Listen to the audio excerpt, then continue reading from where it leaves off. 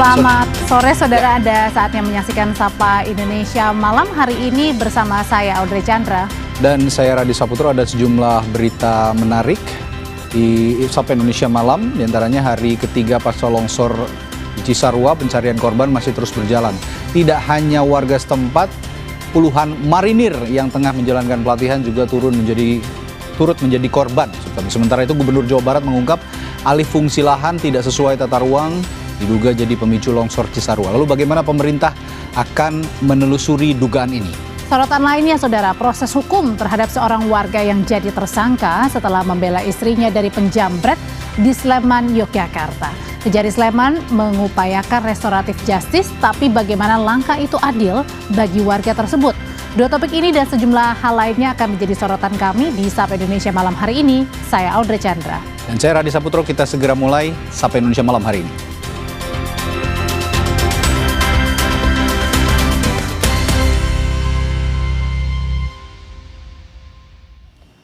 Kami mulai dari berita 5 orang meninggal dunia akibat kecelakaan beruntun yang melibatkan truk kontainer di Jalan Padang Panjang, Bukit Tinggi, Sumatera Barat.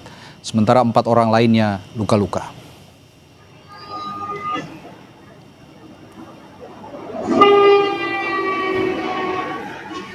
Truk tronton bermuatan pupuk itu diduga hilang kendali hingga menabrak mobil box, 2 sepeda motor dan sebuah warung milik warga. Kecelakaan ini terjadi di depan Pondok Pesantren Nurul Ikhlas, Panyalayan, Padang Panjang, Sumatera Barat pada Senin siang. 5 orang yang meninggal yakni sopir truk, 2 pengendara sepeda motor dan 2 orang warga.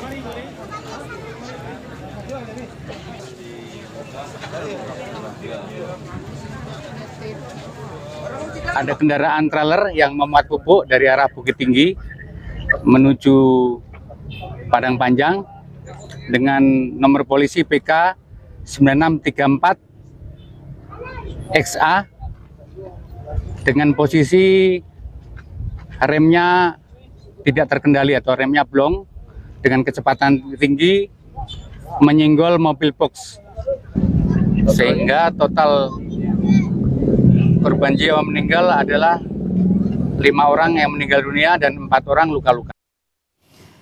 Memasuki hari ketiga pencarian korban hilang akibat longsor di Kecamatan Cisarua, Bandung Barat dilakukan tim SAR secara manual dan menggunakan alat berat. Hari ini pencarian dilakukan 250 anggota SAR, ada sebanyak 9 alat berat serta 12 anjing pelacak diturunkan membantu proses pencarian para korban. Struktur tanah yang labil dan rawan menjadi salah satu kendala proses pencarian dan evakuasi korban.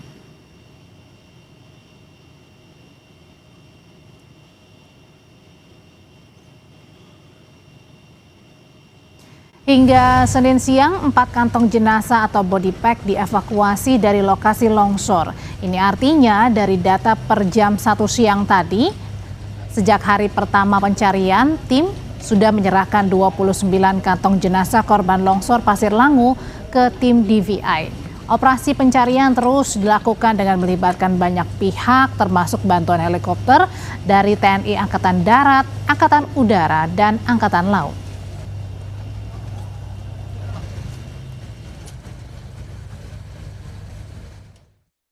Jumlah korban yang kita evakuasi hari ini ada 4 body pack dan itu sudah kita serah terimakan, sehingga total dari pertama kali kita melaksanakan operasi korban yang kita serahkan dalam bentuk body pack totalnya ada 29 body pack. Oke. Terkait dengan identifikasi korban, tentunya teman-teman tahu bukan ranahnya kita yang ada di Badan SAR Nasional. Di lapangan selalu memang disampaikan ada kalanya maksimal pria, wanita itu kalau misalkan terdetek. Tapi ada kalanya juga langsung dalam bentuk korban kemudian dimasukkan di body pack dan itu diserahkan. Sehingga terkait dengan jumlah korban yang sudah teridentifikasi, nanti tentunya yang memiliki kewenangan secara hukum adalah teman-teman dari Polri atau DVI Polri. Kalau yang saya dengar terakhir ada 17 yang sudah teridentifikasi dan sudah diserahkan kepada keluarga. Anggota Komisi 8 DPR RI Atalia Praratia meninjau lokasi longsor di Pasir Langu, Kabupaten Bandung Barat pada Senin siang. Atalia menyebut pemulihan kondisi psikis korban terdampak menjadi fokus utama pasca bencana. Atalia langsung mengunjungi lokasi pencarian korban di Sektor A1, Desa Pasir Langu, Kecamatan Cisarua. Sektor ini merupakan lokasi yang paling banyak ditemukan korban. Atalia mengapresiasi kinerja tim gabungan yang terus bekerja mencari korban. Ia juga menyebut saat ini yang perlu menjadi fokus utama adalah mengembalikan psikis korban yang terdampak untuk kembali pulih.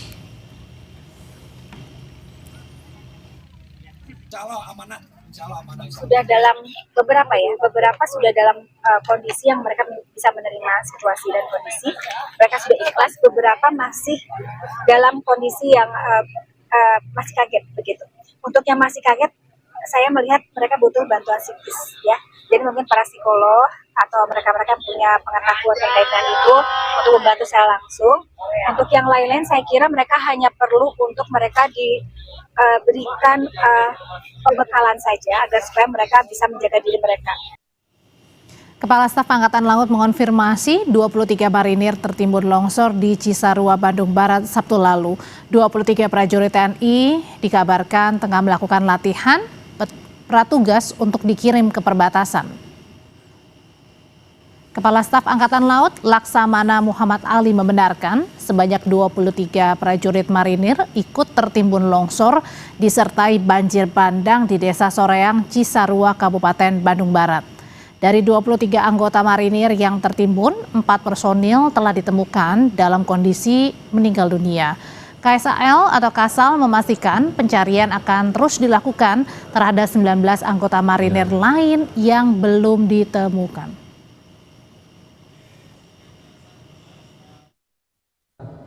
Memang terdapat 23 anggota marinir yang tertimbun longsor. Saat ini sudah diketemukan baru 4 personil dalam kondisi meninggal dunia, yang lainnya belum ditemukan.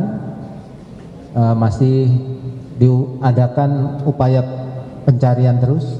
Memang mereka sedang melaksanakan latihan pratugas untuk dikirim ke melaksanakan pemperbatasan RI PNG. Ketemu Pak. Ini adalah kakak dari kakaknya.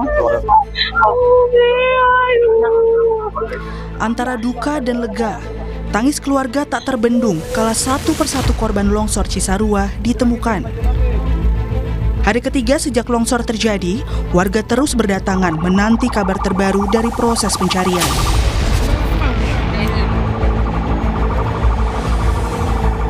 Pengen itu semua itu bisa ya, misalnya itu ada berapa ratus korban itu, harapan saya itu ketemu semua gitu. Soalnya kan kalau belum ketemu semua itu aduh gitu. Longsor yang melanda Desa Pasir Langu di Kecamatan Cisarua, Kabupaten Bandung Barat terjadi pada Sabtu dini hari.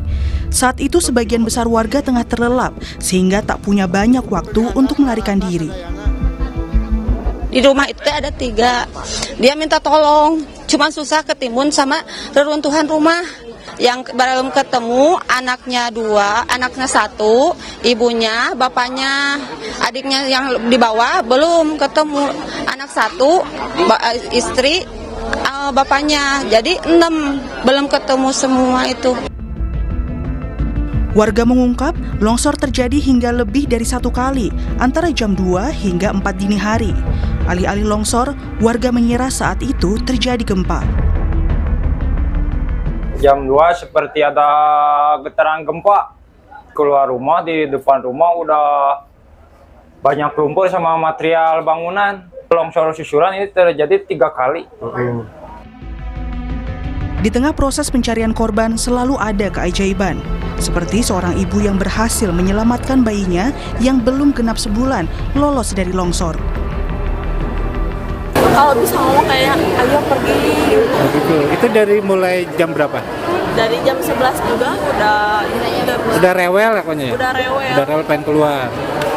Tapi pas kejadian si bayi digendong sama mbak ibu. Nggak pakai aisan, nggak pakai apa. Terus pakai selimut. Cuma pakai selimut aja. Iya, di bawah hujan-hujanan, soalnya kan lagi hujan angin. Tapi sekarang kondisi bayinya gimana? Alhamdulillah. Meski longsor telah berlalu, namun trauma akibat bencana itu belum sepenuhnya sirna. Untuk mengembalikan harapan, warga menerima pendampingan psikologis berupa trauma healing dari tim psikolog Bayangkari, Polda Jawa Barat. Terutama bagi anak-anak korban longsor Cisarua untuk mengembalikan tawa mereka dan segera pulih dari trauma. Kita ajak sedikit bersenang-senang, bermain, sehingga melupakan apa yang pernah mereka rasakan kemarin. Semoga mereka bisa melupakan ya apa yang terjadi, sehingga melupakan trauma kemarin. Sejauh ini tim SAR telah mengidentifikasi belasan korban jiwa longsor Cisarua. Meski demikian, kerabat korban terus menanti kabar agar puluhan korban lainnya segera ditemukan. Tim Liputan Kompas TV.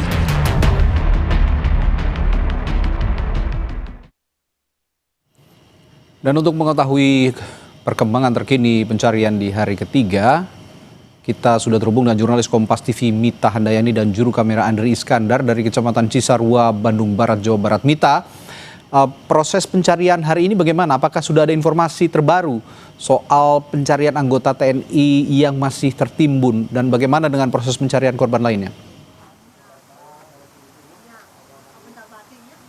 Ya, selamat sore Radi. Ini untuk proses pencarian korban, khususnya untuk tentara yang dikabarkan menjadi korban dari longsoran Cisarua yang terjadi pada Sabtu lalu. Ini sayangnya di lapangan kami belum dapat mengkonfirmasi secara langsung kepada pihak terkait. Namun berdasarkan informasi yang dilaksanakan oleh Laksamana Muhammad Ali Kasal yang dilakukan secara konvers tadi siang, bahwa memang membenarkan ada petugas TNI atau marinir sebanyak 23 orang yang menjadi korban dan sudah ditemukan 4 korban dalam keadaan meninggal dunia. Dan hingga saat ini kurang lebih ada 19 marinir yang belum ditemukan dan masih dalam proses pencarian.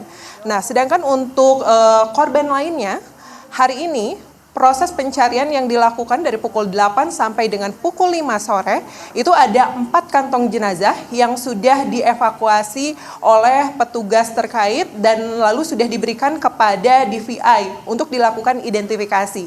Total dari hari pertama sampai dengan hari ketiga ini ada 29 kantung jenazah yang sudah dikirimkan ke DVI untuk diidentifikasi dan dari jumlah tersebut ada 17 yang sudah teridentifikasi. Sisanya ini masih dilakukan identifikasi oleh DVI untuk mengetahui siapa saja korban tersebut.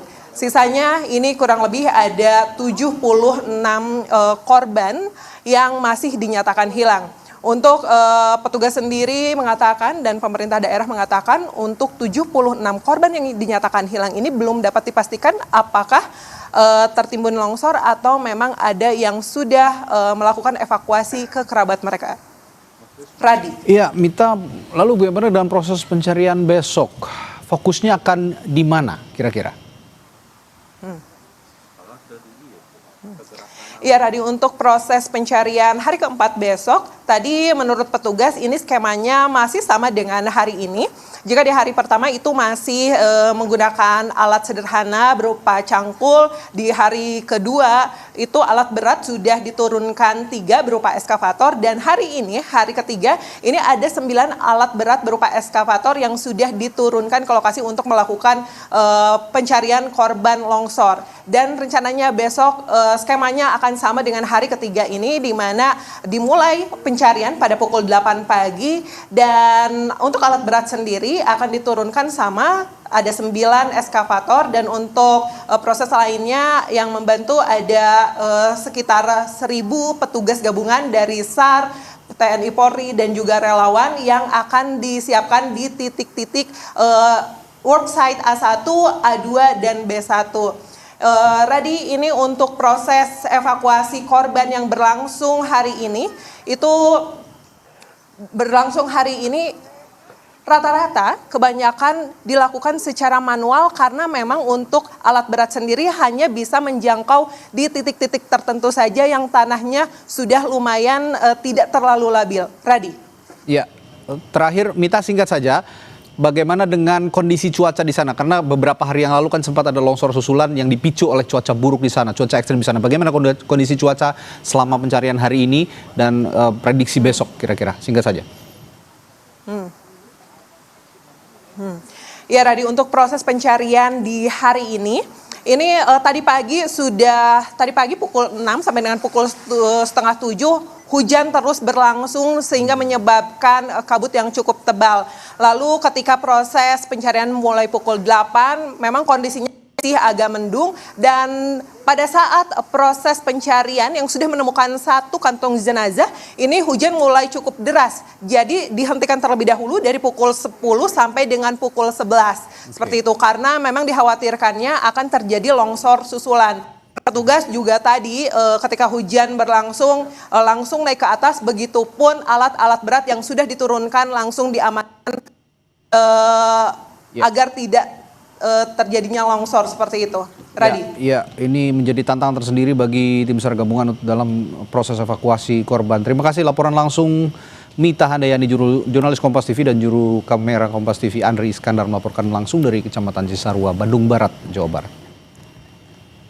Tetap bersama kami, kasus ijazah Jokowi meluas. Kini Roy Suryo dan kuasa hukumnya dilaporkan oleh Damai Harilubis dan Egy Sujana. Tetap bersama kami di Sapa Indonesia Malam.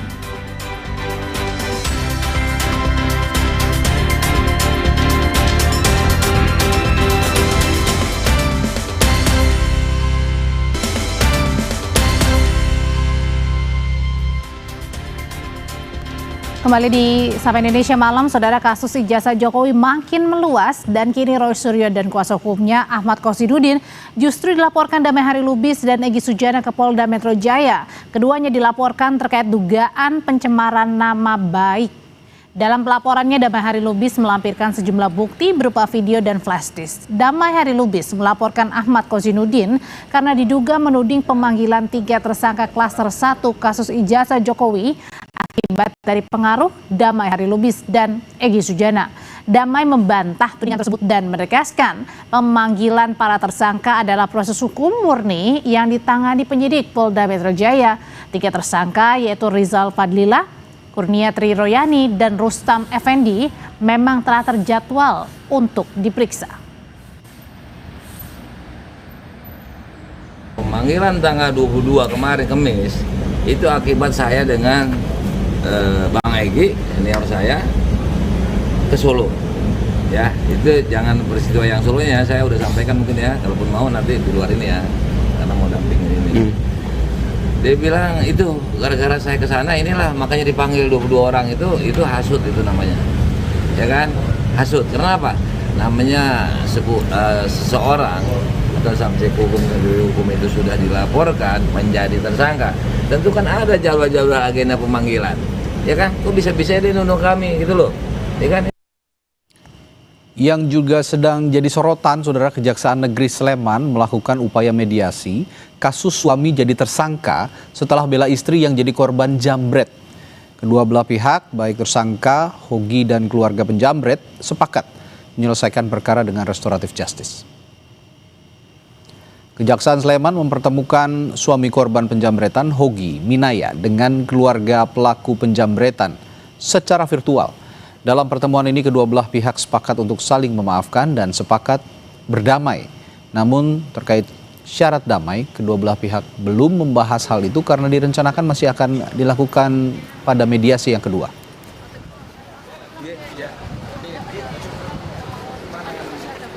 Makanya ini tadi semua sudah hadir dan akhirnya secara langsung sudah ada saling memaafkan, saling memberi maaf, saling meminta maaf, sudah dilaksanakan. Dan tinggal nanti proses selanjutnya bentuk perdamaiannya. Mudah-mudahan 2-3 hari ke depan ini sudah ada kesepakatan keputusannya. Ya, kita prinsipnya memenuhi syarat untuk dilakukan RC, sudah memenuhi. Ya, pertimbangan daripada jaksa penuntut umumnya pun yang disampaikan ini bisa diupayakan untuk restoratif. Tapi harapannya perdamaiannya tanpa syarat ya Pak, artinya tidak perlu ada terus kita mengeluarkan uang dan sebagainya. Ya, yang jelas dari restoratif yang ada itu nanti kan kita akan melakukan beberapa hal yang sekiranya memang itu menjadi item yang bisa diselesaikan dan bisa diterima para pihak, itu nanti akan kita lakukan. Jadi ada toleransi yang sekiranya memang bisa nanti diterima untuk kita lakukan. Yang jelas pada prinsipnya yang penting adalah saling memaafkan yang penting. Usai menjalani proses mediasi restoratif justice di Kejaksaan Negeri Sleman, gelang pelacak digital yang sebelumnya dipakai oleh tersangka Hogi Minaya langsung dilepas.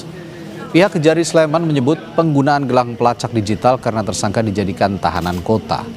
Meski proses restoratif justice itu belum selesai, namun Kejaksaan Negeri Sleman telah mencabut status tahanan kota Hogi Minaya, ditandai dengan pelepasan gelang pelacak digital yang terpasang di kakinya. Pihak Hogi dan keluarganya mengaku lega setelah gelang di kakinya dilepas.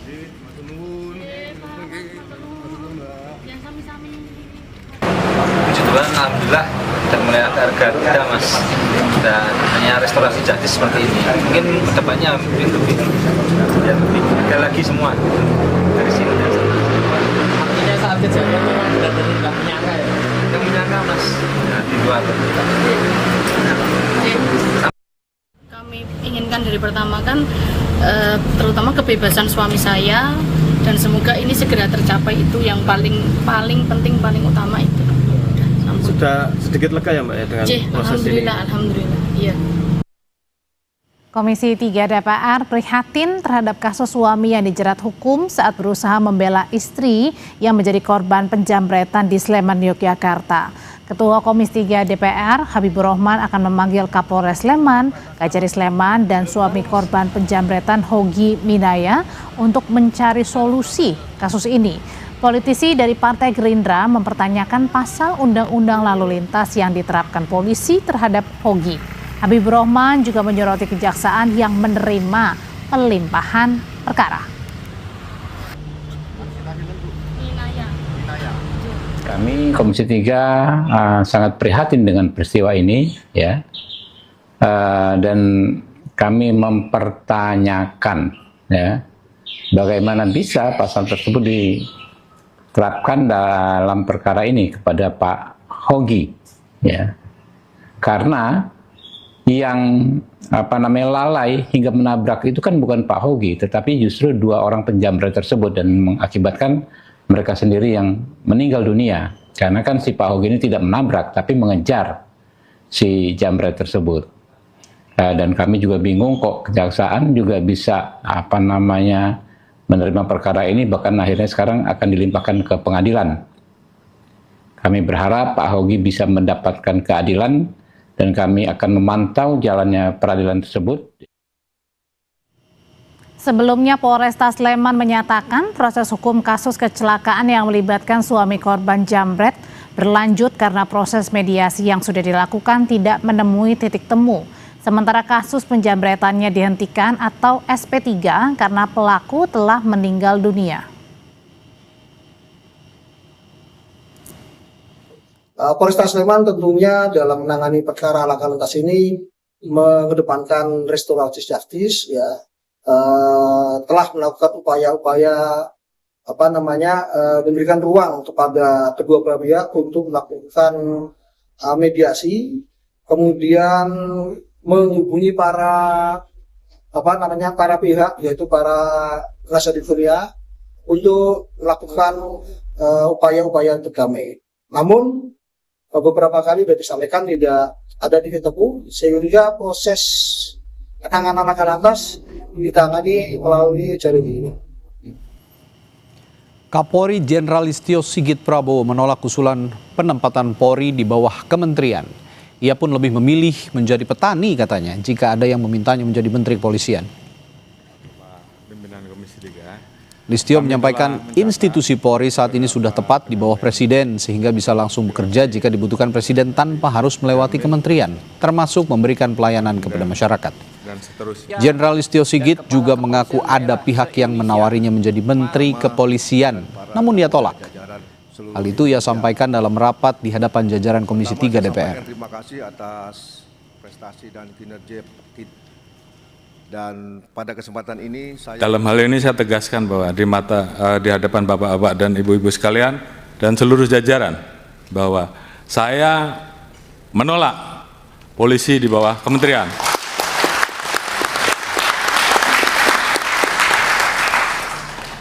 Dan kalaupun saya yang menjadi Menteri Kepolisian, saya lebih baik menjadi petani saja. Oh iya, ini menyala nih Pak Kapolri, benar. Oleh karena itu, saya anggap meletakkan Polri di bawah kementerian sama saja melemahkan institusi Polri, melemahkan negara dan melemahkan Presiden. Oleh karena itu, apabila ada pilihan, apakah polisi tetap berada di bawah Presiden atau polisi tetap di bawah Presiden namun ada Menteri Kepolisian, Kapolri tetap memimpin, saya memilih Kapolri saja yang dicopot. Saya kira itu sebagai bentuk sikap tegas. Dan saya minta seluruh jajaran laksanakan ini. Perjuangkan sampai titik darah penghabisan. Terima kasih. Saudara, Dewan Perdamaian bentukan Trump diklaim sebagai langkah kemanusiaan. Tapi di balik narasi damai, sejauh mana Dewan yang dipimpin Amerika Serikat ini akan benar-benar berpihak pada warga Gaza? Ulasannya akan hadir usai jeda.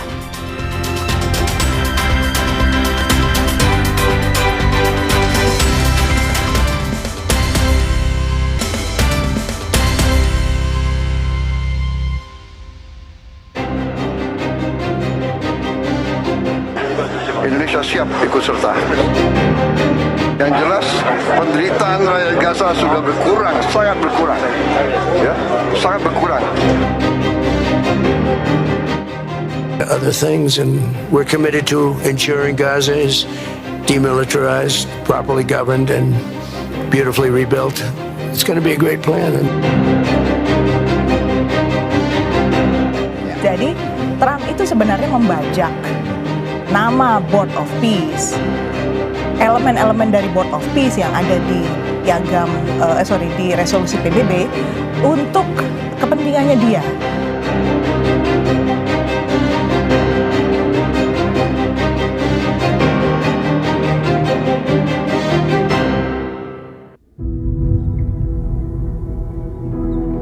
Perdamaian di Gaza, tanggung jawab siapa? Di tengah perang yang belum juga usai dan krisis kemanusiaan yang kian dalam, muncul sebuah inisiatif baru yang menuai perdebatan, yakni hadirnya Board of Peace atau Dewan Perdamaian yang dibentuk oleh Presiden Amerika Serikat Donald Trump. Dewan ini diklaim sebagai upaya baru mendorong perdamaian di Gaza. Namun, pertanyaan besar pun mengemuka. Apakah Dewan Perdamaian ini benar-benar menguntungkan warga Gaza atau justru syarat kepentingan politik Amerika dan sekutunya? Lalu di mana posisi Indonesia dalam inisiatif yang kontroversial ini? Dalam mandat resminya, Dewan ini hadir saat Dewan Keamanan PBB dianggap gagal menghentikan kekerasan di Gaza. Maka Trump membentuk Dewan Perdamaian yang meminta anggotanya ditugaskan mengawal gencatan senjata, memfasilitasi pembentukan otoritas di Gaza, serta mengawasi kehadiran International Stabilization Force atau ISF untuk menjaga keamanan. We're committed to ensuring Gaza is demilitarized, properly governed, and beautifully rebuilt. It's going to be a great plan, and that's where the Board of Peace really started. And I think we can spread out to other things as we succeed with Gaza. We're going to be very successful in Gaza. It's going to be a great thing to watch. And we can do other things. We can do numerous other things. Once this board is completely formed, we can do pretty much whatever we want to do. And we'll do it in conjunction with the United Nations, you know. Sementara itu di Gaza, kondisi kemanusiaan terus memburuk. Ribuan warga sipil tewas, fasilitas kesehatan lumpuh, dan bantuan kemanusiaan masih terhambat. Dalam konteks inilah klaim perdamaian diuji.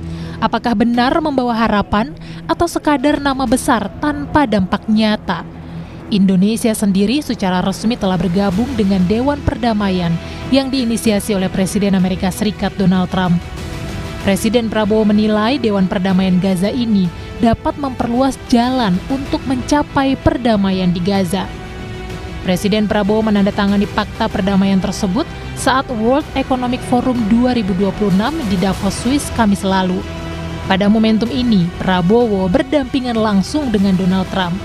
8 negara jadi anggota awal Dewan Perdamaian ini, termasuk Turki, Arab Saudi, Mesir, Yordania, Pakistan, Qatar, dan Uni Emirat Arab.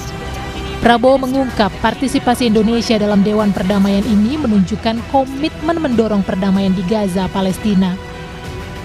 Ini kesempatan bersejarah, ini benar-benar peluang untuk mencapai perdamaian di Gaza. Yang jelas penderitaan rakyat Gaza sudah berkurang, sangat berkurang, ya, sangat berkurang. Bantuan-bantuan kemanusiaan begitu deras, begitu besar sudah masuk. Saya sangat berharap dan Indonesia siap ikut serta. Siapa yang ingin perdamaian di situ, siapa yang ingin bantu rakyat Gaza, rakyat Palestina, ya. Oke, terima kasih. Sejak awal, inisiatif ini memicu kritik. Banyak pihak menilai Dewan Bentukan Trump justru melemahkan peran PBB dan berpotensi menggeser solusi yang selama ini diperjuangkan komunitas internasional. Namun hal ini dibantah oleh Menteri Luar Negeri Sugiono.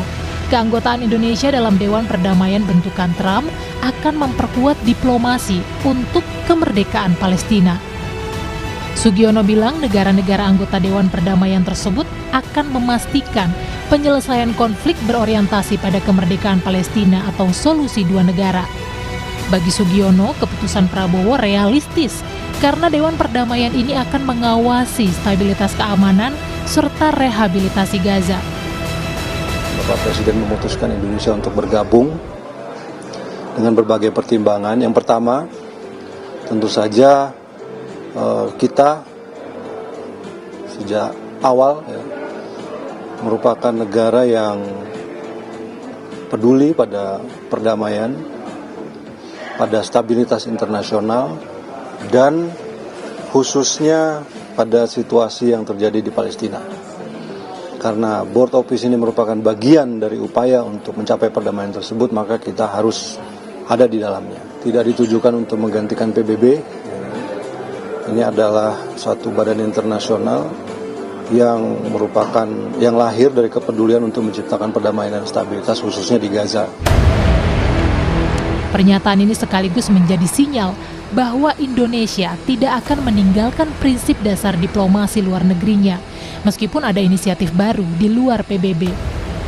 Namun kritik keras datang dari praktisi hubungan internasional sekaligus pendiri Sinergi Polaisis Dina Prapto Raharja yang menilai Dewan Perdamaian Bentukan Trump jelas berbeda dengan Dewan Perdamaian PBB. Menurut Dina, perbedaan ini bukan sekedar soal struktur, tetapi juga soal kepentingan.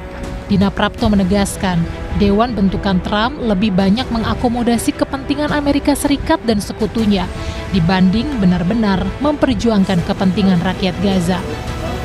Dia menyebut tanpa legitimasi internasional yang kuat dan tanpa keterikatan pada resolusi PBB, Dewan Perdamaian Trump berpotensi menjadi alat politik, bukan solusi kemanusiaan. Secara struktur, Dewan Perdamaian ini dipimpin langsung oleh Donald Trump sebagai chairman dengan keanggotaan negara-negara yang diundang dan diminta berkontribusi dana besar hingga miliaran dolar untuk mendapatkan kursi permanen dan pengaruh lebih besar dalam pengambilan keputusan. Jadi kalau kita coba disandingkan lah, saya mengajak rekan-rekan sekalian menyandingkan antara Board of Peace yang dibentuk lewat resolusi PBB Dewan Keamanan 2803 di bulan November 2025 dengan New York Declaration yang juga dilakukan di PBB bulan Juli 2025. Itu satu nafas sebenarnya ya. Dengan piagam Board of Peace yang kemarin dicanangkan di Davos oleh Trump. Anda bandingkan, apakah itu dua hal yang sama? Simpulan saya tidak. Jadi Trump itu sebenarnya membajak nama Board of Peace, elemen-elemen dari Board of Peace yang ada di di resolusi PBB untuk kepentingannya dia dari sisi kurun waktu mandatnya Board of Peace ala Donald Trump. Itu dia bilang dengan $1 miliar itu sampai 3 tahun. Sementara kalau dalam mandat PBB itu cuma 2 tahun sampai 2027. Artinya ini kan dia bikin sendiri tuh extension.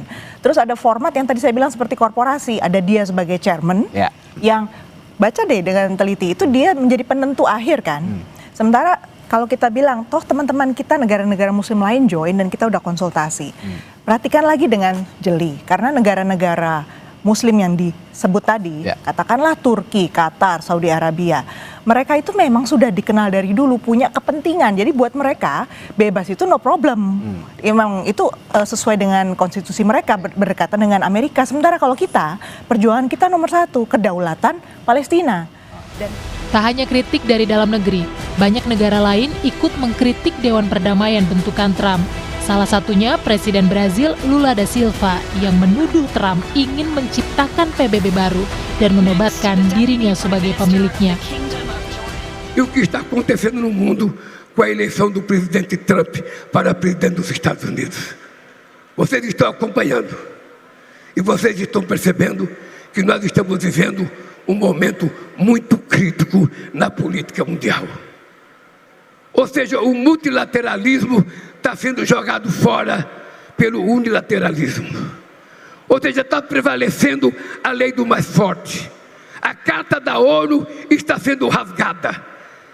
E ao invés da gente corrigir a ONU, que a gente reivindica desde que eu fui presidente em 2003, reforma da ONU, com a entrada de novos países, com a entrada de México, do Brasil, de país africano, o que está acontecendo? O presidente Trump está fazendo uma proposta de criar uma nova ONU em que ele, sozinho, é o dono da ONU. Pemerintah menilai kritik tersebut penting, namun menegaskan bahwa keterlibatan Indonesia dalam Dewan Perdamaian justru selaras dengan amanat konstitusi untuk berperan aktif menjaga perdamaian dunia. Staf khusus Kepala Staf Kepresidenan Respiratori Sadam Al-Jihad menyampaikan bahwa Dewan ini tetap sejalan dengan posisi Indonesia selama ini yang mendukung perdamaian di Gaza dan solusi dua negara. Disitulah makanya Indonesia mengambil peran utama. Nah, peran utama ini didasarkan apa? Didasarkan tadi bagaimana Pak Presiden menegaskan two-state solution di bulan September. Nah, setelah itu kemudian ada rangkaian terkait dengan Board of Peace. Nah, langkah inilah yang kemudian kita juga melihat bahwa akan ada namanya National Committee for Administration of Gaza. Nah, di situ diketuai oleh Ali Saad dan disitulah yang kita bisa melihat bahwa akan ada rekonstruksi, akan ada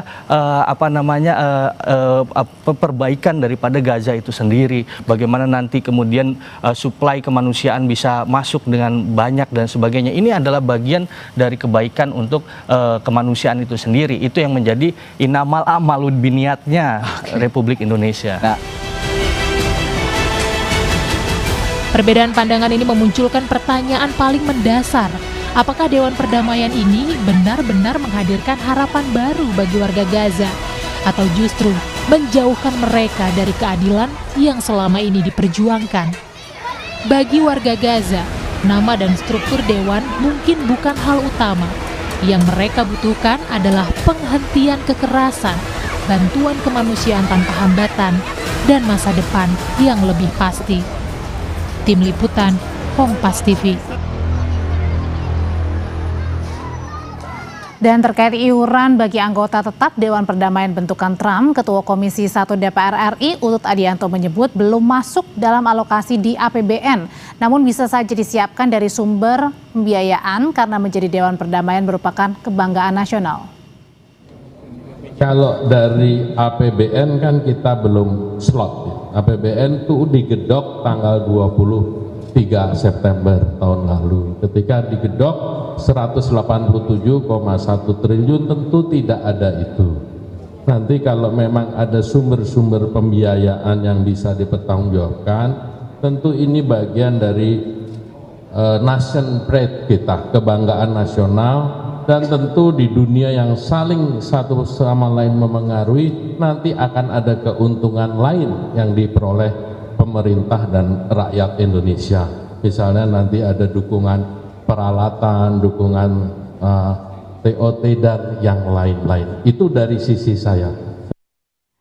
Saudara Gubernur Jawa Barat Deddy Mulyadi menyatakan alih fungsi lahan akibat tak sesuai dengan tata ruang ini diduga menjadi pemicu longsor terjadi di Cisarua, Jawa Barat. Tetap bersama kami di Sapa Indonesia Malam.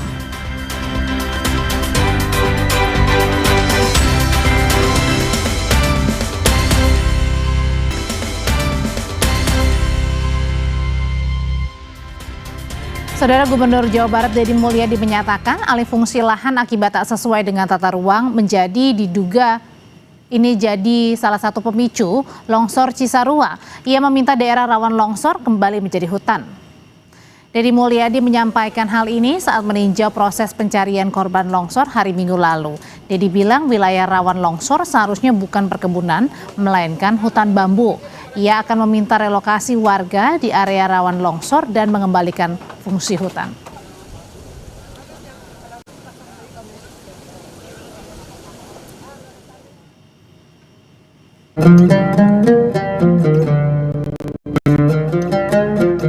Allahu Akbar, Allahu Akbar, Allahu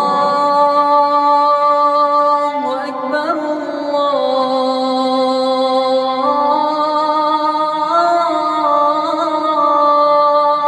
Allahu Akbar. Asyhadu an la ilaha illallah.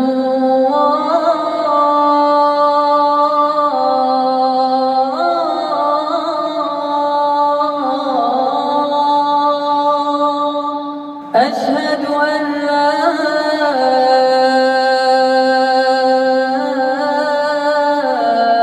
إله إلا الله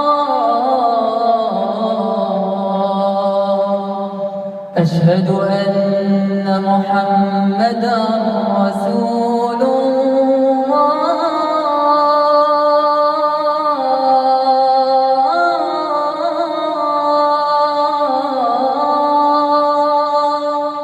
أشهد أن محمدا رسول الله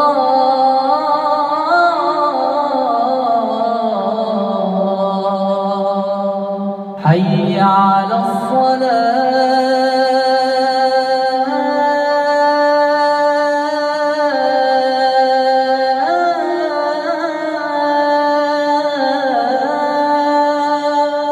حي على الصلاة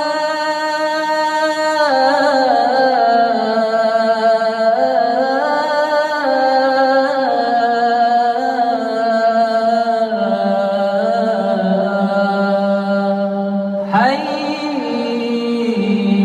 على الفلاح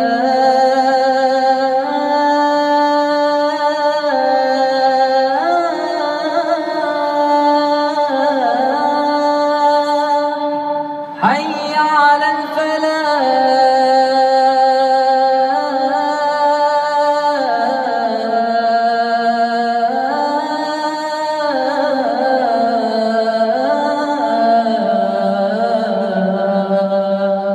الله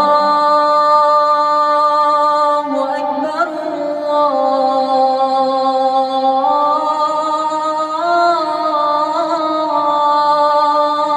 الله أكبر لا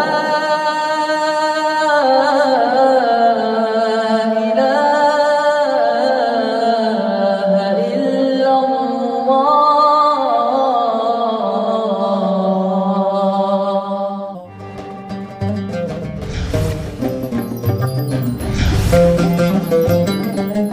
Saudara Gubernur Jawa Barat Deddy Mulyadi menyatakan alih fungsi lahan akibat tak sesuai tata ruang diduga jadi salah satu pemicu longsor Cisarua.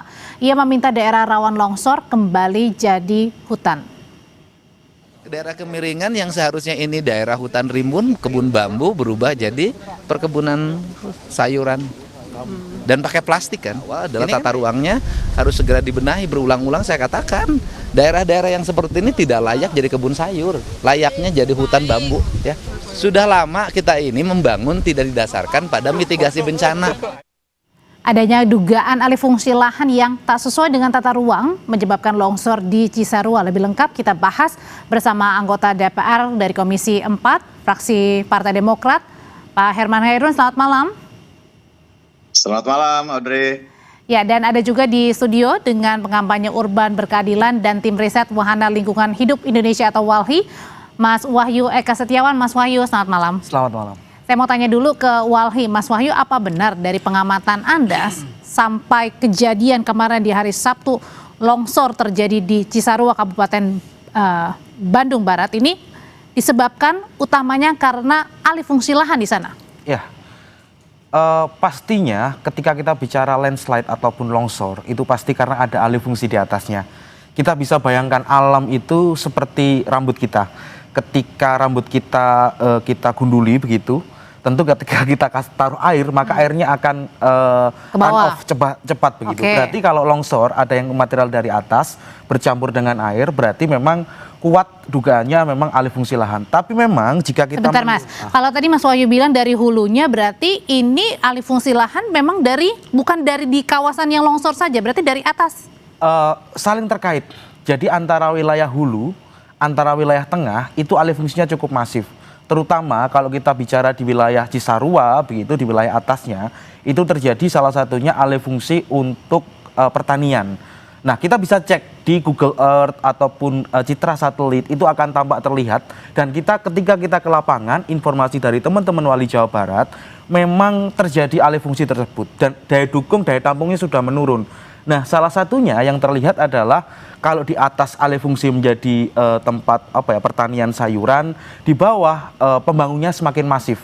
Karena apa? Karena ya menumpuk ruang-ruang yang seharusnya itu menjadi ruang terbuka, sawah, lahan berubah menjadi permukiman. Pembangunan rumah maksudnya di bawah? Permukiman gitu. Karena apa? Bandung Barat, Bandung Utara itu semacam menjadi kawasan yang padat banget begitu untuk menopang kota Bandung. Makanya kalau kita bicara banjir tidak hanya Bandung Barat saja, Bandung Utara pun juga rawan banjir dan juga rawan longsor. Sebelumnya di Dayeuhkolot, lalu di Bojong Soang juga terjadi situasi serupa. Oke, saya mau tanya dulu ke Pak Herman kalau gitu. Pak Herman Khairun, ini baru saja DPR tepatnya di Komisi 4 baru saja selesai rapat ya, begitu ya, terkait dengan penanganan kasus bencana ini.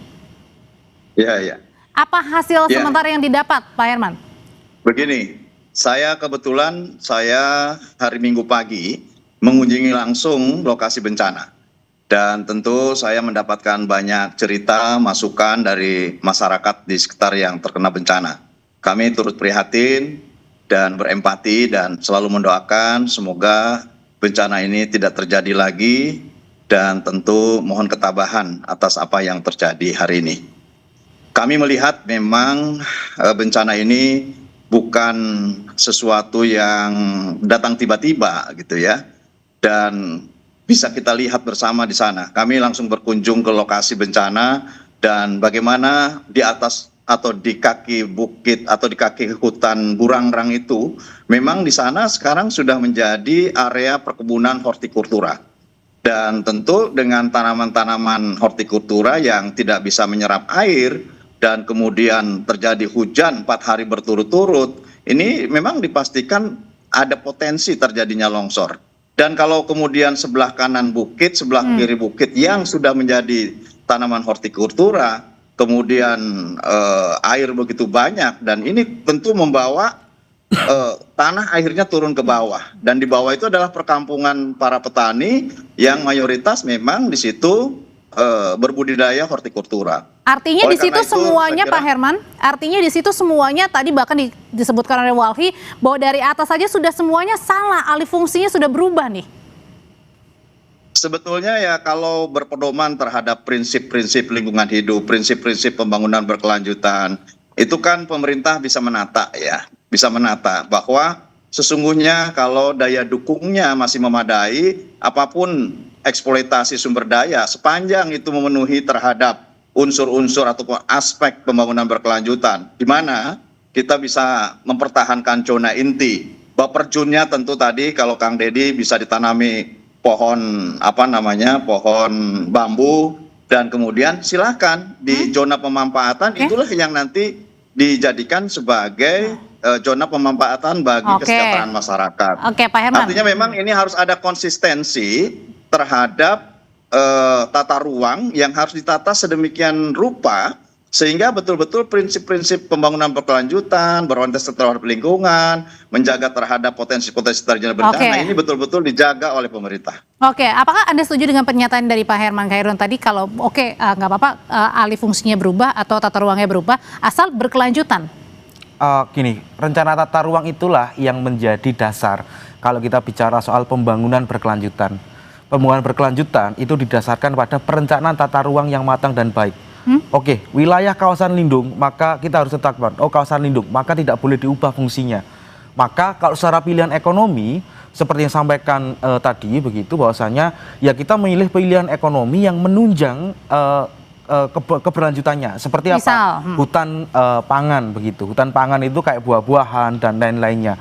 Tapi masalah utamanya di sini adalah rencana tata ruang itu seringkali tidak diimplementasikan di lapangan. Seringkali alih fungsi itu melanggar rencana tata ruang yang ditetapkan. Tidak ada ketegasan dari pemerintah daerah, terutama untuk mengecek. Bahkan izin-izin, misal pembangunan ataupun izin apapun, kadang melewati tata ruang. Jadi paradigma rencana tata ruang yang sudah ditetapkan, ini kawasan konservasi, kawasan ekonomi. Maka seringkali yang terjadi adalah harusnya ekonomi itu mengikuti tata ruang, tapi paradigmanya dibalik.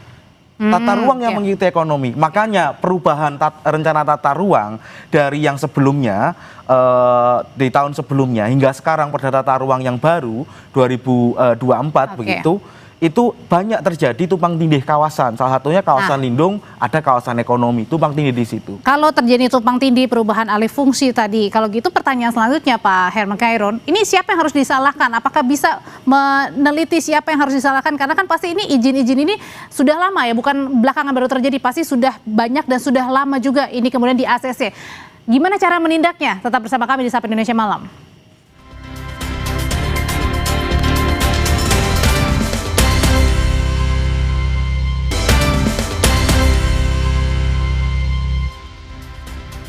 Jadi menyambung pertanyaan saya sebelumnya, Pak Herman Khairun, kalau gitu pertanyaannya, bisakah kita mengetahui siapa yang harus bertanggung jawab? Karena pasti alih fungsi lahan ini bukan hanya di ACC oleh 1-2 pihak aja, dan bukan hanya 1-2 pengembang atau kontraktor yang kemudian melakukan hal itu. Ini proses panjang ya, dan proses panjang inilah yang kemudian menyebabkan terjadinya bencana saat ini. Kita tidak bisa juga dalam situasi seperti ini menyalahkan siapapun. Namun tentu ini harus menjadi proses pembelajaran untuk kita. Bahwa sesungguhnya menjaga lingkungan alam itu penting. Di mana tadi saya katakan konsisten terhadap tata ruang ini harus kita jaga bersama. Berarti tidak bisa dipidana, maksudnya tidak bisa dibawa ke ranah pidana ini? Ya silakan bagi aparat penegak hukum bisa untuk mencari tahu sebetulnya apa yang terjadi di balik semua ini gitu ya. Ya bisa saja kalau kemudian aparat penegak hukum menemukan bahwa terjadinya penembangan liar dan kemudian pengalihfungsian kawasan yang di luar peruntukannya, ya tentu silakan, itu aparat penegak hukum yang bisa menentukan terhadap salah atau tidak salah gitu. Oke, kalau gitu dari Walhi sendiri mulai dari mana kira-kira untuk menentukan unsur pidana, dan mulai dari mana juga siapa kira-kira yang terlibat? Susah nggak itu pertanyaan? Sangat susah sekali kalau kita bicara pada ranah pidana ya. Kalau kita bicara lingkungan, ini bicara soal prinsip pertanggungjawaban mutlak, dan di dalam undang-undang lingkungan itu ada prinsip kehati-hatian, precautionary principle begitu, dan ini memang menjadi tanggung jawab pemerintah begitu, terutama pemerintah ini kan sebagai wakil rakyat begitu, yang memang mereka punya akses, punya wewenang untuk membuat satu kebijakan, dan mereka punya cara untuk melakukan implementasi. Yang menjadi pertanyaan saya adalah, kenapa baru terjadi bencana mereka kaget begitu? Kenapa tidak dari dulu-dulu? Walhi sudah mengingatkan sejak 10 tahun yang lalu, terutama di wilayah Bandung begitu, Kabupaten Bandung, di wilayah Bogor dan wilayah-wilayah lainnya pasca bencana Garut dulu. Kita sudah mengingatkan evaluasi tata ruang. Rencana tata ruang Jawa Barat evaluasi. Artinya karena tetap di ACC untuk kemudian diberikan diberikan di ACC untuk diberikan penataan, perubahan jadi menyebabkan itu masalahnya gini. Jadi di level pemerintahan kadang pemberian izin itu nggak ngelihat rencana tata ruangnya begitu. Kayak mereka tutup mata begitu saja. Asal ekonomi aja. Asal ekonomi, asal jalan aja. Dan ini kan yang menjadi pertanyaan adalah bagaimana keterhubungan antar stakeholder begitu. Karena di situ ada dinas yang memberikan izin, ada dinas lingkungan. Bagaimana peran mereka? Bagaimana peran juga gubernur? Bagaimana peran juga bupati, wali kota yang ada di wilayah-wilayah tersebut untuk bertanggung jawab atas kondisi itu? Tentu di sini ya mereka menjadi bertanggung jawab begitu. Karena apa? Karena mereka membiarkan proses-proses tutup mata ini berlangsung hingga hari ini hingga menyebabkan bencana. Kenapa ketika bencana baru kita sadar? Kenapa nggak dari dulu-dulu ketika sudah diingatkan ada bencana pertama, bencana kedua, kenapa baru yang paling parah mereka kaget begitu? Ini kan menjadi pertanyaan kami. Berarti artinya Anda juga mau mengatakan bahwa kejadian alih fungsi lahan ini bukan hanya terjadi di Kabupaten Cisarua, tetapi apa yang terjadi di banjir di Jakarta sampai dengan sekarang, kemudian juga apa yang terjadi kemarin di Sumatera dan juga Aceh, ini karena semuanya alih fungsi lahan semua. Alih fungsi dan bentuk dari akumulasi perampasan ruang yang terus-menerus terjadi. Tidak hanya di Jawa Barat, di Jawa Tengah kemarin Purwokerto, di Kudus, bahkan di Jawa Timur. Itu menjadi bukti kalau memang kita setengah rentan situasi seperti ini. Dan kalau kita bicara soal krisis iklim, ya ini bagian dari krisis iklim yang berpadu dengan situasi di bawah, di mana ada alih fungsi, daya dukung, daya tampung tidak memenuhi, dan ini bukan lagi natural disaster, tapi man-made disaster begitu, yang bencana disebabkan manusia, terutama juga faktor struktural. Kalau disebabkan oleh manusia, Pak Herman Hairun, tadi dikatakan bahwa memang apa yang kita alami belakangan ini di akhir tahun 2025 sampai di awal tahun, di mana-mana bukan hanya banjir di Jakarta, ada juga kemarin di Aceh dan Sumatera banjir longsor, sekarang di Kabupaten Cisarua dan masih banyak daerah lainnya, ini karena disebabkan oleh alih fungsi lahan semuanya. Kalau gitu bagaimana ke depan tadi dikatakan prosesnya agar tadi dipatuhi semuanya dan tidak selalu asas cuan saja? Ya, ini kan sekali lagi saya menekankan, ini adalah ketidakkonsistenan terhadap kebijakan tata ruang. Karena kepemilikan tanah atau hak atas tanah itu kan ada hutan lindung. Kalau hutan lindung mutlak bahwa itu memang dikuasai pemerintah dan dijaga oleh negara sebagai kawasan zona inti yang tidak bisa dipergunakan oleh siapapun. Yang itu dijaga. Namun bagaimana dengan hak atas tanah yang dimiliki oleh warga?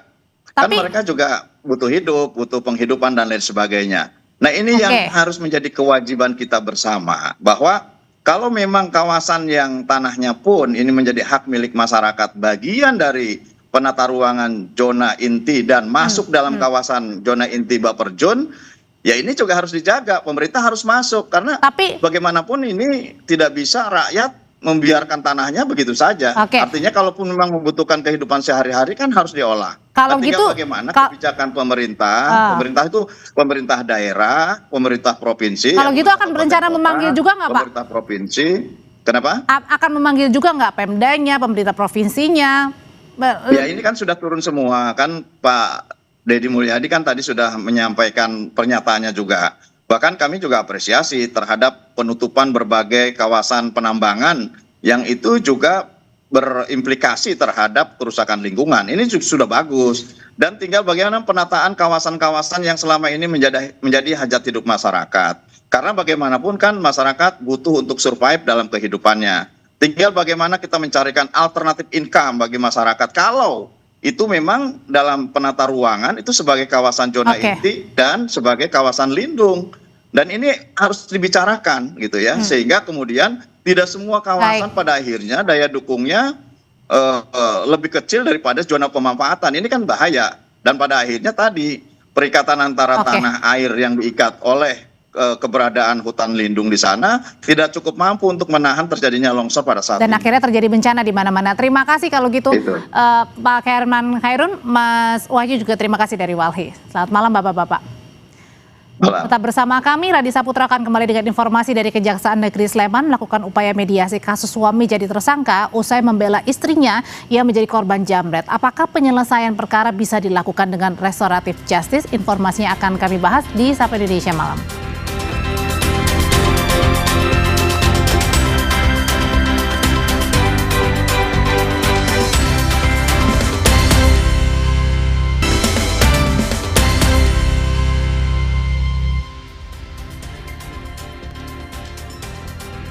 Kembali di Sapa Indonesia Malam. Saudara, Kejaksaan Negeri Sleman melakukan upaya mediasi kasus suami jadi tersangka usai bela istri yang jadi korban jambret. Kedua belah pihak, baik tersangka Hogi dan keluarga penjambret, sepakat menyelesaikan perkara dengan restoratif justice. Kejaksaan Sleman mempertemukan suami korban penjambretan bernama Hogi Minaya dengan keluarga pelaku penjambretan secara virtual. Dalam pertemuan ini kedua belah pihak sepakat untuk saling memaafkan dan sepakat untuk berdamai. Namun terkait syarat damai kedua belah pihak belum membahas hal itu karena direncanakan masih akan dilakukan pada mediasi kedua.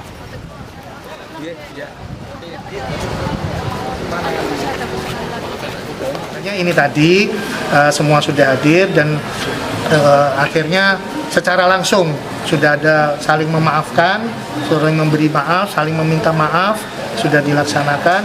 Dan tinggal nanti proses selanjutnya bentuk perdamaiannya. Mudah-mudahan 2-3 hari ke depan ini sudah ada kesepakatan keputusannya. Ya, kita prinsipnya memenuhi syarat untuk dilakukan RJ, sudah memenuhi. Ya, pertimbangan daripada jaksa penuntut umumnya pun yang disampaikan ini bisa diupayakan untuk restoratif. Usai menjalani proses mediasi restoratif justice di Kejaksaan Negeri Sleman, gelang pelacak digital yang sebelumnya dipakai oleh tersangka Hogi Minaya langsung dilepas.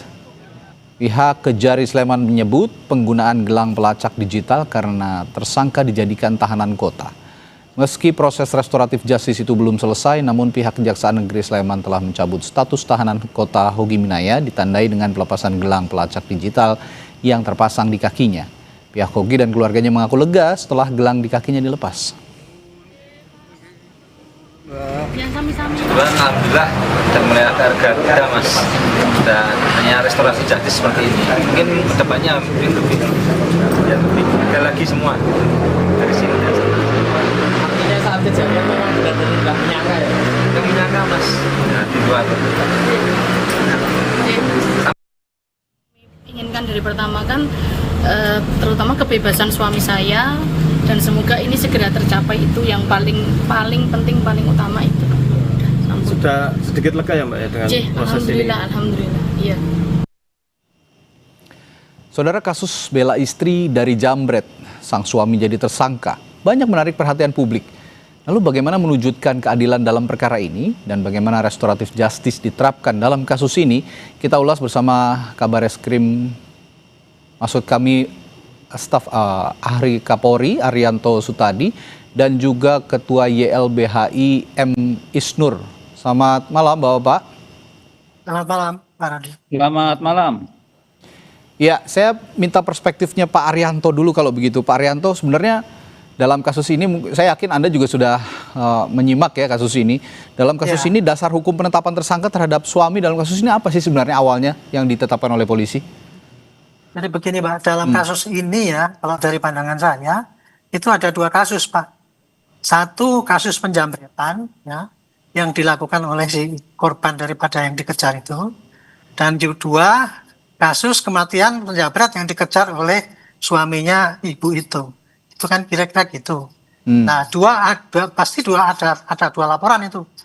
Nah, sekarang semangat daripada polisi itu ya, dengan KUHP yang baru itu, setiap melakukan penyelidikan atau penyidikan, semangatnya bukan ingin mencari keterangan dan kemudian menjadi jelas dan kemudian menemukan tersangkanya dan kemudian untuk memidanakan. Semangatnya bukan itu. Semangat daripada itu adalah restoratif. Jadi semua sengketa yang terjadi di masyarakat itu dipulihkan kembali. Nah, di sini yang dihadapi polisi adalah ada 2 sengketa ini Pak. Sengketa antara ibu yang dicuri ya, gitu ya. Dan kemudian sengketa antara korbannya yang meninggal itu karena dikejar oleh suaminya. Itu, gitu lah. Baik. Apa arti restorasi justice? Itu kan pemulihan kembali ya dengan antara mereka yang bersengketa. Jadi syaratnya adalah harus ada perdamaian, saling memaafkan. Ya. Nah, bentuknya restorasi justice itu macam-macam Mbak. Kalau yang namanya pencurian, barangnya dikembalikan. Kalau yang namanya nyawanya kan nggak bisa dikembalikan kan? Jadi paling ya cuma minta maaf daripada yang membunuh itu atau yang mengakibatkan meninggal itu gitu. Kira-kira itu Pak. Baik. Dan sekarang kemarin saya lihat Pak Kapolri kan menyatakan ini pasti akan RJ gitu kan. Saya juga begitu sebagai polisi, kasus ini memang seyogianya dibikin RJ. Tetapi RJ itu ada prosedurnya Pak. Gitu. Ya, harus ada prosedur RJ bisa saling dilakukan memaafkan di dalam tadi ya. Penyelidikan.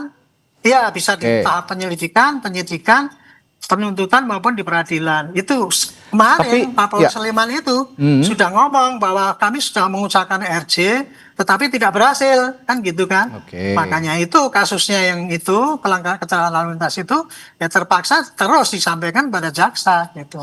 Kira-kira begitu. Tapi begini Pak Arianto, yang mengusik perhatian publik adalah di luar RJ ya, di luar restoratif justice adalah peristiwa seperti ini kan bisa dialami oleh siapapun sebenarnya, bukan mungkin saya begitu ya. Ketika saya dijamret di jalanan misalnya, saya membela diri dan menyebabkan si penjamret ini misalnya ya dalam tanda kutip hilang nyawa begitu. Seperti yang juga terjadi pada seorang pria yang ada di Sleman ini. Nah ini gimana harus menghadapi peristiwa apa atau kondisi seperti ini atau situasi seperti ini? Warga harus bagaimana? Kalau polisi melihatnya tuh gini Pak, yang dilaporkan apa? Terus kemudian kita teliti apa yang dilakukan oleh si pelaku kan gitu kan. Kalau yang kasus kecelakaannya apa penjamretannya kan jelas. Ibu itu lapor bahwa ini jambret kan gitu. Berarti tersangkanya kan yang meninggal itu kan. Oh ini pelaku jelas ini jadi tersangka sudah pasti itu Pak. Tapi karena tersangkanya meninggal, maka tersangkanya dihentikan itu demi hukum karena orangnya meninggal. Nah sekarang yang ngejar itu tadi, yang ngejar itu kalau yang dikejar itu sampai tidak meninggal Pak, mungkin tidak jadi masalah besar. Tapi karena yang dikejar itu meninggal, makanya itu kemudian timbul kan ini hak orang nyawanya hilang sehingga korbannya pasti akan menuntut gitu. Nah sekarang polisi melihatnya ini, apakah ini bentuknya kecelakaan atau bisa ditolerir bahwa itu suatu hal yang karena sialnya dia atau karena kesengajaan kan tidak ada itu. Nah dalam hal menentukan inilah maka di tahap penyelidikan saya lihat kemarin Polsek Sleman, Polres 9 Sleman ya sudah mengundang para ahli itu Pak untuk menentukan itu. Gitu. Apakah ini bisa di RJ atau tidak? Nah, karena bisa di RJ kan sudah diusahakan. RJ itu kan yang mengusulkan Pak menurut KUHP yang baru bisa para korban dan pelaku, bisa dari para penyidik. Nah di sini penyidik katanya sudah menawarkan tetapi tidak mau kan gitu. Ya otomatis penyidik ya hanya bisa meneruskan ini kasus ini. Nanti diteruskan kepada jaksa. Kalau jaksa nanti bisa menyelesaikan RJ ya syukur. Kalau enggak ya pasti terus gitu. Kira-kira ini kalau ini kasus ini begini Pak yang terjadi ini dari pandangan saya gitu. Saya tidak belain polisinya Pak ya, apa itu salah enggak. Tapi saya lihat di sini Polres Sleman sudah berusaha melakukan penyelesaian dengan RJ. Tetapi yang bersangkutan tidak mau kan nggak bisa dipaksa Pak. RJ itu kan tergantung dari masing-masing biang sengketa. Sengketa antara ibu itu dengan keluarganya penjamret dan sengketa antara suaminya dengan keluarganya penjamret gitu. Ini yang Pak Arianto maksud yang bersangkutan tidak mau ini keluarga penjamretnya begitu Pak Saya tidak tahu. Saya tidak tahu karena Polsek Sleman sudah ngomong kita sudah lakukan melalui RJ. Tapi karena tidak tercapai. Itu juga harus diperjelas sebenarnya. Siapa yang tidak mau, pihak yang tidak mau itu. Sleman ngomong begitu, saya tidak tahu Pak. Saya nggak ikut naik. Tapi yang jelas itu, satu tersangkanya berhenti karena meninggal, yang satunya diusahakan RJ nggak bisa sehingga terpaksa terpas kirimkan. Kira-kira gitu Pak. Sekarang saya lihat dari perspektif publik dalam hal ini LBHI yang juga mewadahi hukum publik lah begitu ya. Saya ke Bung Isnur. Bung Isnur, kalau tadi mendengar penjelasannya Pak Arianto dan juga melihat perjalanan kasus ini, adilkah orang yang bela istrinya dari aksi kejahatan justru dijadikan tersangka kasus laka lantas?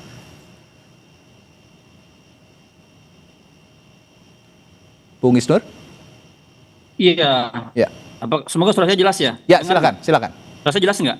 Silakan, jelas Kak. Jelas, Bung Isnur. Iya, dalam gini, pertama ada beberapa hal yang harus diperhatikan ya. Pertama, apakah peristiwanya itu kecelakaan atau memang ditabrak? Itu harus jelas dulu, Mas. Karena kalau kecelakaan akibat lalai itu kan berbeda gitu. Misalnya dia ngejar ya. Kalau dia kecelakaan bukan karena kesalahan dari hak gini gitu. Itu berbeda dengan kalau dia memang niat menabrak orang ini. Itu berbeda konteks, berbeda penerapan pasalnya, berbeda unsur perbuatannya. Ini akan mempengaruhi semuanya. Nah, saya tidak bisa menilai karena itu ranahnya adalah ranah dari Hogi ya dan juga para penyidik ya. Itu penting sekali karena konstruksinya sangat berbeda. Kalau kemudian di kecelakaan ya, bisa ini kan sekarang kita menggunakan pasal ancaman 6 tahun ya, yang di Undang-Undang Lalu Lintas. Saya lihat pasal-pasalnya gitu. Itu kan kalau kita baca RJ, Mas. Nah ini kita perlu tahu dulu publik nih sebenarnya peristiwa seperti apa. Apakah murni kecelakaan seperti dijelaskan oleh penyidik atau oleh hoginya atau bagaimana? Kalau kecelakaan maka dia tidak, tanda kutip misalnya dia ngejar-ngejar, terus dia dia nabrak kecelakaan yang lain, itu kan bukan kesalahan dia. Ini pertama yang perlu dijelaskan dulu oleh oleh semua pihak gitu. Yang kedua gini, ini sesuatu yang sangat sering terjadi di lapangan. Dalam artian apa sih fenomena ini dalam kriminologi gitu?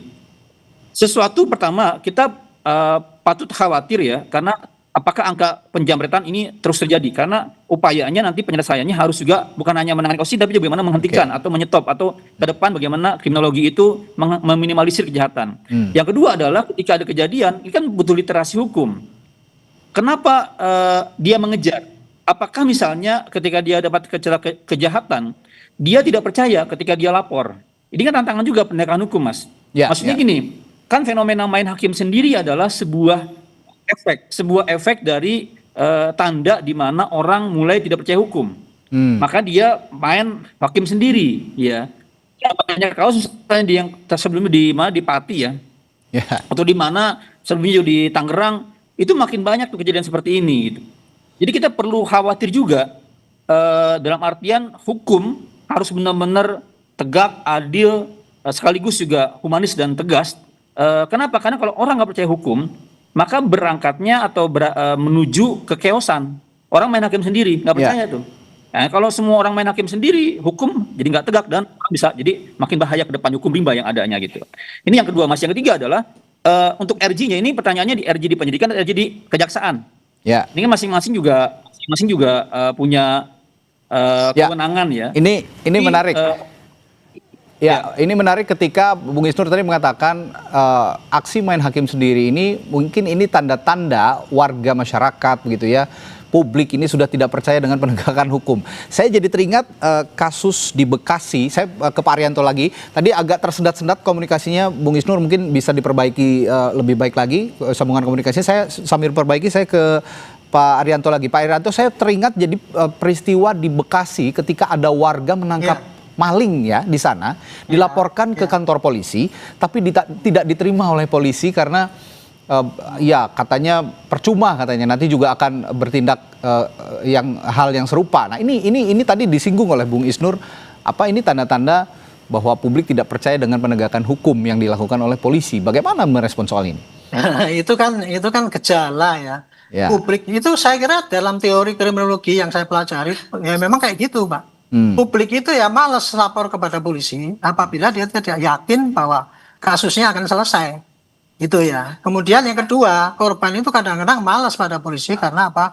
Kehilangan waktu lah, belum tentu berhasil lah, kemudian ribet lah, belum nanti dipermainkan oleh polisinya. Itu memang kendala-kendala daripada orang yang tidak lapor kepada polisi gitu. Nah, ini pelajaran ini ya Pak ya, itu tadi disampaikan oleh Pak Isnur gitu.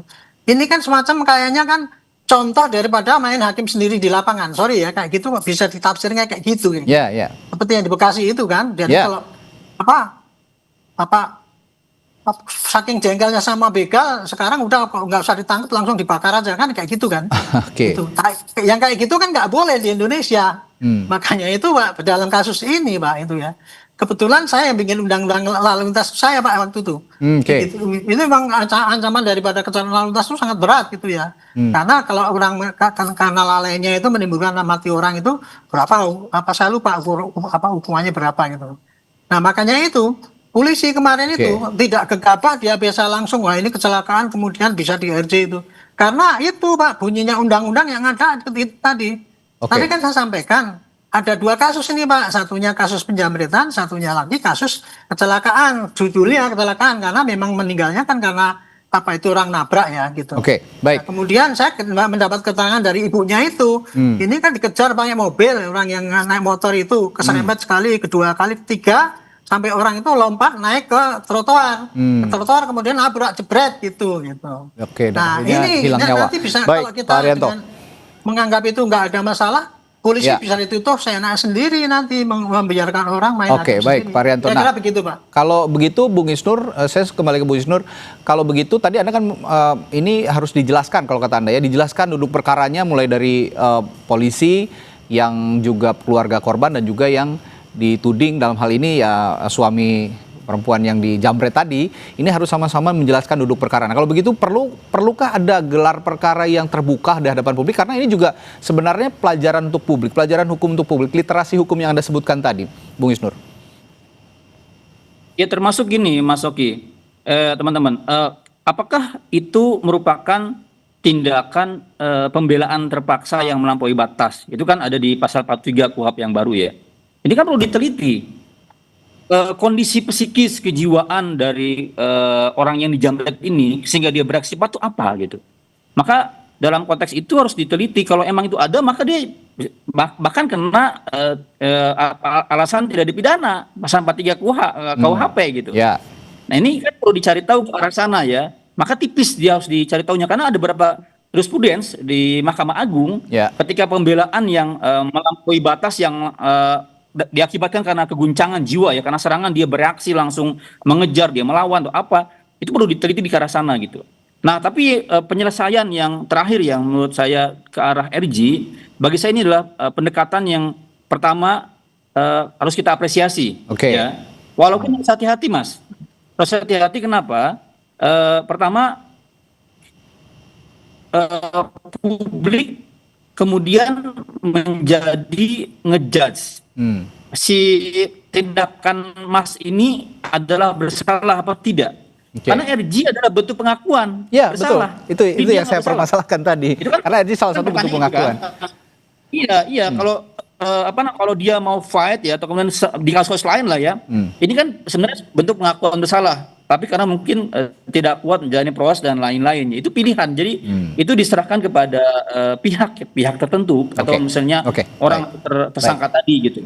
Nah tapi yang kedua ada hati-hatinya gini Mas, hati-hatinya di perkara lain ada banyak riset, ada banyak laporan. Apalagi sekarang RG dibuka untuk kewenangan penyelidikan. Ini kan kalau saya tadi masih ragu kan ini pidana bukan gitu. Nah bahkan sekarang ada kewenangan penyelidikan dalam situasi yang belum jelas tindak pidananya.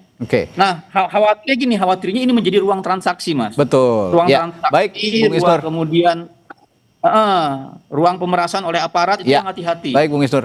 Ini tampaknya memang harus dijelaskan ulang sepertinya ya, duduk perkaranya nanti kalau memang sudah reda, semuanya sudah berdamai dan memang dalam kondisi seperti ini restoratif justice menjadi menjadi jalan tempuh yang paling baik sepertinya untuk menyelesaikan kasus ini.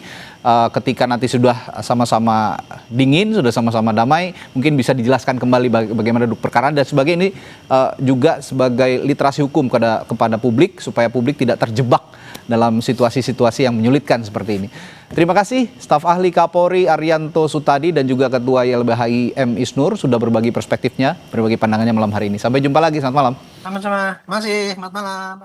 Saudara, sejumlah gitaris tanah air menggalang donasi untuk pemulihan bencana Sumatera melalui konser amal gratis untuk negeri. Kami hadirkan informasinya sesaat lagi di Sapa Indonesia Malam.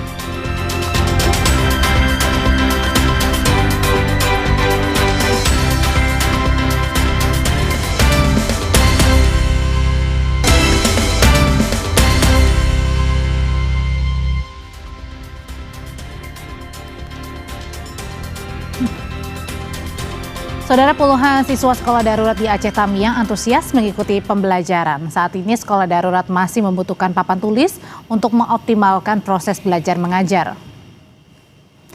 Pasca bencana longsor yang terjadi pada 2 November 2025, sejumlah siswa kini menikmati proses belajar mengajar di sekolah darurat Aceh Tamiang. Sekolah darurat ini menjadi tempat sementara bagi siswa dan guru Madrasah Ibtidaiyah Negeri untuk melakukan kegiatan belajar mengajar pasca bencana di Aceh Tamiang. Di tengah keterbatasan, anak-anak antusias mendengar dan memperhatikan materi pembelajaran yang disampaikan guru.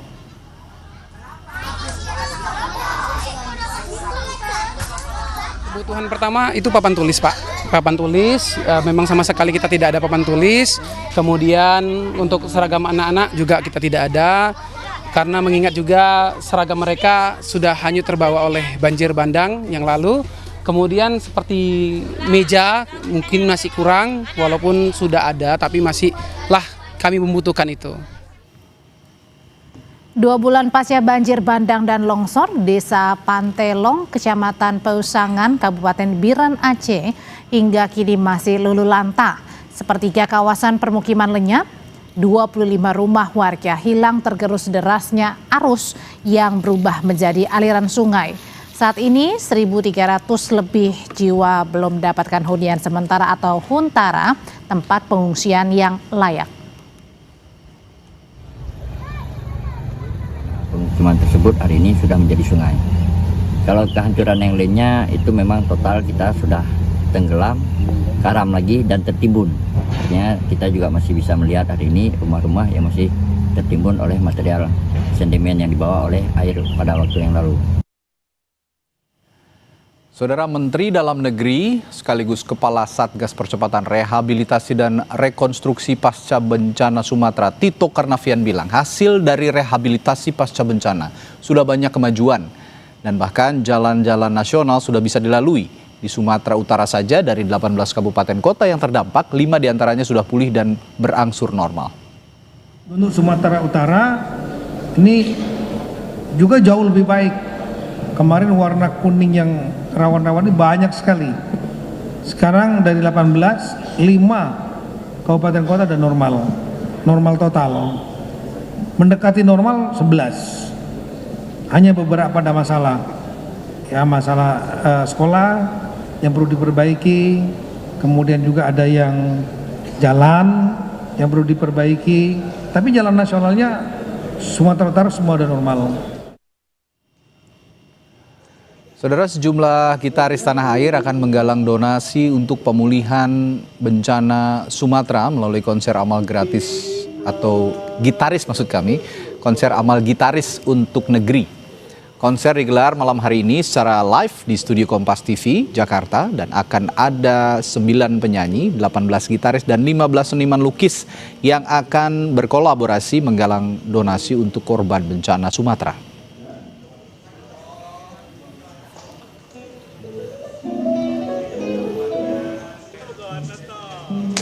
Jadi bagaimana kolaborasi para seniman dalam konser amal penggalangan dana untuk pemulihan bencana Sumatera ini? Kita tanyakan, ada jurnalis Kompas TV Zevanya Situmeang dan juru kamera Roy Ilman di studio 1 Kompas TV. Zevanya, gimana sejauh ini pengamatan Anda dan jalannya acara di sana jelang kolaborasi penggalangan dana nantinya? Bungong jempa megah di Aceh. Nah, itu adalah salah satu lagu yang akan dibawakan nanti Radi dan juga saudara di acara konser amal gitaris untuk negeri. Tapi jangan nikmati suara saya. Nanti penonton ini bisa menikmati langsung suara penyanyi-penyanyi kebanggaan Indonesia yang akan berkolaborasi dengan gitaris kebanggaan Indonesia tentunya ya, pukul 8:30 malam nanti di Kompas TV tentunya. Nah, Radi dan juga saudara akan banyak gitu ya gitaris dan penyanyi yang akan tampil. Tadi seperti misal dari penglihatan saya ada Andre Dinut, ada Toh Pati, kemudian juga penyanyi-penyanyinya saya lihat ada Lea Simanjuntak, Dira Sugandi, ada Tantri Kotak, banyak sekali yang dimana kolaborasi ini tentunya adalah difokuskan untuk membuka donasi untuk pemulihan wilayah Sumatera. Jadi nanti Anda saudara sembari melihat pertunjukan keindahan penampilan dari para musisi kebanggaan Indonesia ini, Anda bisa sambil berdonasi begitu ya dengan memindai kode QR yang tertera di layar kaca Anda. Berapapun donasi Anda ini akan sangat berguna atau bermanfaat untuk pemulihan wilayah Sumatera. Yang nanti ada dana yang sudah terkumpul ini kemudian akan disalurkan melalui dana kemanusiaan Kompas untuk kebutuhan-kebutuhan seperti kebutuhan pemenuhan di bidang kesehatan hingga pendidikan untuk saudara-saudara kita yang ada di wilayah Sumatera. Kalau tadi saya lihat akan ada lagu-lagu daerah dari Sumatera yang akan dibawakan, lalu ada lagu-lagu musik pop Indonesia juga yang akan dibawakan untuk menghibur masyarakat, dan di situ juga masyarakat bisa memberikan donasinya untuk wilayah Sumatera begitu ya. Selain itu juga Radi, saya lihat di depan studio 1 Kompas TV ini juga ada sejumlah lukisan yang dilelang, juga ada gitar yang akan dilelang begitu, yang dimana nanti dananya dari hasil lelang ini juga kemudian akan disalurkan melalui dana kemanusiaan Kompas untuk kebutuhan saudara-saudara kita yang ada di wilayah Sumatera begitu Radi. Jadi Anda 8:30 malam nanti langsung standby Kompas TV begitu ya, bisa dilihat di YouTube-nya juga. Jangan lupa scan QR code-nya juga karena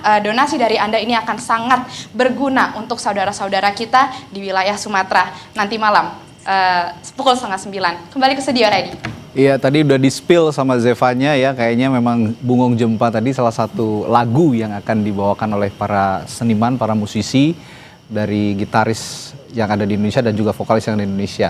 Nanti kita melipir ke sana ya untuk lihat konsernya, dan jangan lupa untuk Anda juga ikut sawer. Mari kita sumbang untuk saudara-saudara kita yang ada di Sumatera lewat konser gitaris yang akan ditayangkan di Kompas TV pukul 8:30 malam. Terima kasih Zevanya melaporkan langsung dari studio 1 Kompas TV. Setelah ini kami hadirkan informasi Komisi 11 DPR RI menetapkan Thomas Yuwandono sebagai Deputi Gubernur Bank Indonesia. Informasi lebih lengkapnya usai jeda.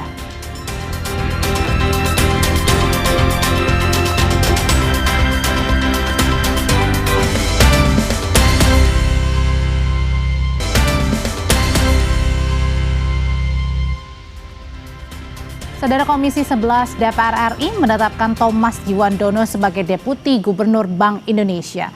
Thomas akan menggantikan Deputi sebelumnya Juda Agung yang telah mengundurkan diri. Dalam fit and proper test di Komisi 11 DPR RI, Thomas Yuwandono berhasil menyisihkan 2 kandidat lainnya, Diki Kartikoyono dan Solikin M. Juhro. Ketua Komisi 11 DPR, Misbakun, menyatakan salah satu pertimbangannya adalah visinya dan juga figur Thomas yang bisa diterima semua partai politik. Saya akan mulai dengan melalui proses musyawarah mufakat dan kemudian dimasukkan dalam rapat internal di Komisi 11 bahwa diputuskan yang menjadi Deputi Gubernur Bank Indonesia pengganti Bapak Yuda Agung yang mengundurkan diri adalah Bapak Thomas A.M. Yuwandono. Dan hari ini kita sepakati diputuskan bersama menjadi keputusan Komisi 11 di rapat internal, dan nanti akan dibawa ke paripurna DPR RI untuk disahkan dalam rapat paripurna besok. Bahwa Bapak Thomas adalah figur yang bisa diterima oleh semua partai politik. Dan figur Bapak Thomas tadi juga menjelaskan dengan sangat bagus soal bagaimana perlunya membangun sinergi antara kebijakan moneter dan kebijakan fiskal sehingga memberikan penguatan terhadap pertumbuhan ekonomi itu seperti apa. Bergeser ke berita lain, mantan Wakil Menteri Ketenagakerjaan terdakwa dugaan pemerasan pengurusan sertifikasi K3 Emmanuel Ebenezer alias Noel mengungkap ada keterlibatan partai dan ormas di kasus yang menjeratnya. Bersaksi.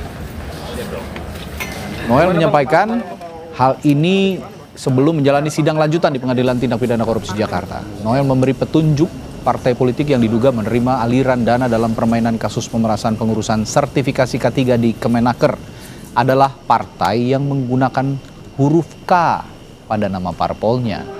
Sebelumnya, Emmanuel Ebenezer didakwa menerima gratifikasi senilai 3,36 miliar rupiah serta 1 unit sepeda motor mewah merek Ducati.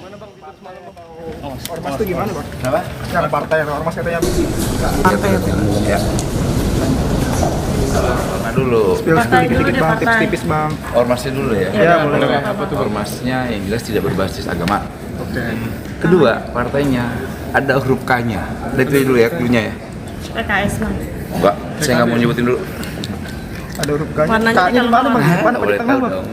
Terlibat di kasus ini atau seperti apa Bang ormas dan partainya? Alirannya, bukan terlibatnya, alirannya. Oh berarti masuk ke aliran ormas sama partai ya Bang? Ya. Dari kasus hukum berikutnya, kasus ijazah Jokowi semakin meluas.